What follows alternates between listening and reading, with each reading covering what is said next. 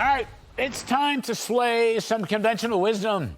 No one better than Charlie Hurt, Washington Times opinion editor and Fox News contributor. Charlie, now, Biden, basically his re-elect video or whatever it was aimed at Trump as much as anybody. No issues, no accomplishments, all aimed at Trump. Yeah. And everybody is saying, including some conservative editorial pages that we are familiar with, that Trump is the easiest guy for Biden to beat. That's what everyone is saying. I'm calling it the conventional wisdom. And I ask you, Charlie Hurt, some polls are showing Trump running ahead of Biden. Is he really the easiest guy? Are these guys sure that Trump could not beat Biden? I think that the people who are counting out Donald Trump this time are the same people who were the first to count out Donald Trump in 2016. Mm-hmm. And if you think about it, and I think that the media distortion of Trump's personality is completely unfair and highly distorted. But if you think about it, Trump won, Joe Biden won, promising to calm everything down and promising to be a sane personality and saying that, but people love Trump's policies. Mm-hmm. Fast forward to today, we now have seen Joe Biden's policies, and they're horrifying. Even Democrats don't like the policies, and his personality has taken a real hit. And I think that because of the ensuing couple of years, I think a lot of people are beginning to realize the wild distortions of Trump's personality. So I would match Trump and Biden any day today, and I would bet on Trump. I mean, it's like, people wake up and not only is Biden a socialist, which he wasn't supposed to be, but he's kind of a nasty, mean-spirited, angry, grumpy socialist. So Trump may look absolutely diplomatic, but the other point is people want Trump's policies. And doesn't he have an argument? I did it once. Let me have a chance to do it again, even better, even more. I think without a doubt. And if you look at that, campaign video, it's dark, it's depressing. Yes. It's such a depressing view of Americans. Mm-hmm. And it's kind of interesting. Trump attacks leadership in Washington. He'll attack just about anybody. He never attacked the American people.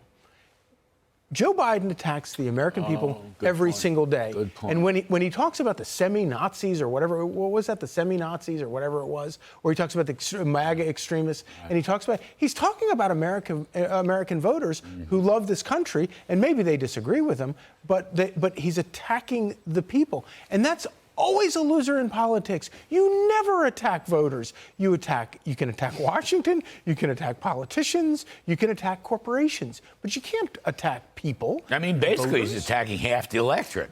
Essentially, half the electorate. And calling them Nazis. And people know There's nothing worse. And, yeah, that's right. So, I mean, at some point, look, Biden's going to have to live up to his record. I was just going back with the inflation. Inflation is the bane of Biden's existence. Yeah. Cumulatively, the CPI is up 15% since Joe Biden became president, okay? This is the soft underbelly of all of Biden's economy. Yep. Folks have lost their standard of living, and hence they're very pessimistic about the future. So that's an opening. I mean, it's an opening for DeSantis if he would get there. It's an opening for Trump. Sure. But it's a closing for Biden. He can try to ignore it, Charlie, but he can't. It's just daily living. The standard of living has gone down because inflation has eroded their purchasing power, and they know that. They can't afford to buy stuff. Groceries, stuff like nothing that. is more powerful than that argument. And to listen to Joe Biden talk about Republicans wanting to go after Social Security, which is a lie, but let's just take the argument on face value.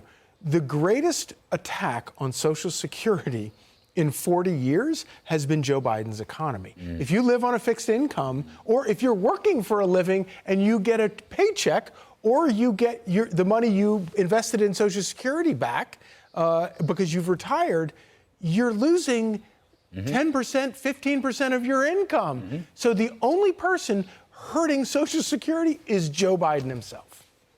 How about Kamala Harris? We're running out of time here, but we're sort of featuring Kamala Harris tonight for a bunch of reasons, which I don't have to go into because you already know them. But would you say she's had an undistinguished term as vice president? Well, But you she know, may be commander-in-chief, Charlie Hurt. That's she'll be the a danger. heartbeat away from an you even go. older president. Right. You know, it really, you know, I've always said that she is the insurance policy against the 25th Amendment for the president. Right. But you know, I think he was looking for someone that wasn't going to outshine him, and he found someone. Found someone. Yes, he The absolutely. one person in all of Washington who's not going to outshine Joe Biden. Well, that's a tough sell. Anyway, Republicans need to re-illuminate her story, it seems. I agree. Charlie Hurt, as always, thank you. Great to see you.